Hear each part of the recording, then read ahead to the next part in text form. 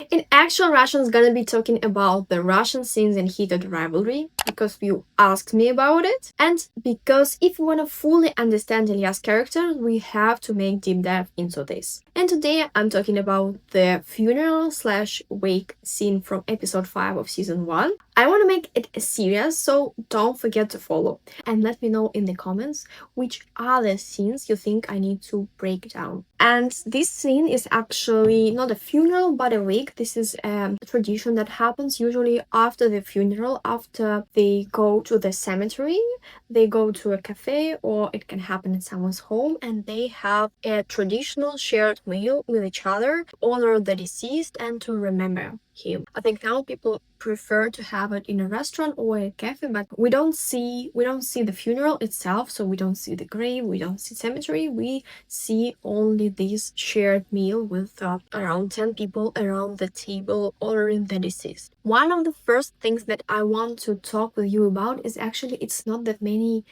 people around the table. And my main hypothesis why is because Ilya's father did not want to share and to look weak in other people's eyes, because he had a very complicated disease, dementia, and he did not want to share it with anyone and also share his death with anyone. I think it was kind of his will not to invite a lot of people, but usually people invite family, of course, then friends, colleagues. And in Ilya's father case, I would say that a lot of police officers, his colleagues, would come to the wake. I think it's also kind of a tradition in the army world. Maybe some of the other reasons why we don't see that many people, maybe he lost contact with lots of them also due to the disease. But I think we have to notice this, that this is not an event with like 100 people or 50 people. No, it's just very few people around the table. And the second thing I would like to discuss is actually that we don't see Polina, so we don't see Ilya's father's second wife. We don't see her actually in any of the scenes. Ilya mentions her in the very beginning, I think in episode 1 or 2, during the Olympics, yes, but we don't see her. Maybe they already got divorced before that moment, but yeah, we don't see her, and we don't know that she was taking care of Ilya's father instead of Alexei. That was also a bit weird, but I think I'm gonna make a video about the caretaker moment. I think it's an important one. Let me know in the comments what you think about that. In the next shot, we see the camera moving from the whole table to a glass of vodka and bread on the table. Let me talk about that tradition. It is there to honor the deceased, to kind of imagine that he's there at the table with his family and friends. Why vodka? Because it's the most cheap, available, and popular drink in Russia. I think it goes back to Soviet Union when it was even more available and cheap. So it's just really simple, right? And why bread? So I saw a funny comment the other day that it's brownie. No, it's not brownie, it's rye bread. Very traditional Russian rye bread. It's called borodinsky. It's really, really good. It's like really thick, dense, with a lot of fiber, so kind of healthy, and also with this taste of coriander, cilantro, whatever you call it. So why? Because it's a traditional Russian bread. It's iconic, I would say, and it's also very cheap and very available. And also this like vodka plus bread on the table, it depends. It's not like a mandatory thing to do it. No, it's definitely not mandatory. It depends on the family, on the culture, maybe on the region. Now I kind of miss Borodinsky because I don't have it here in Denmark. But also Danish rye bread is good, so I have no reason to complain.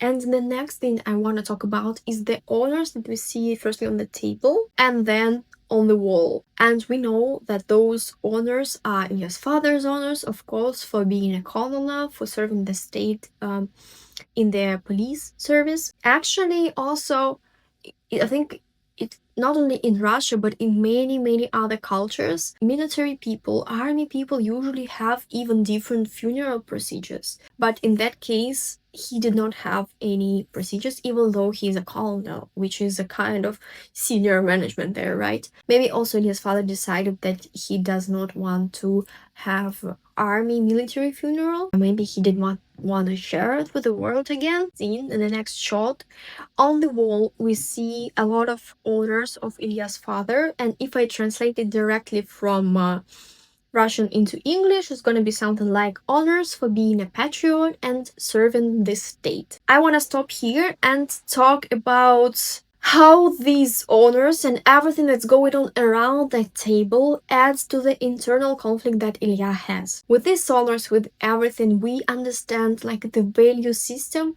of his family. This value system tells us one of the things that loyalty is something that is earned. It's not about like emotional honesty, right?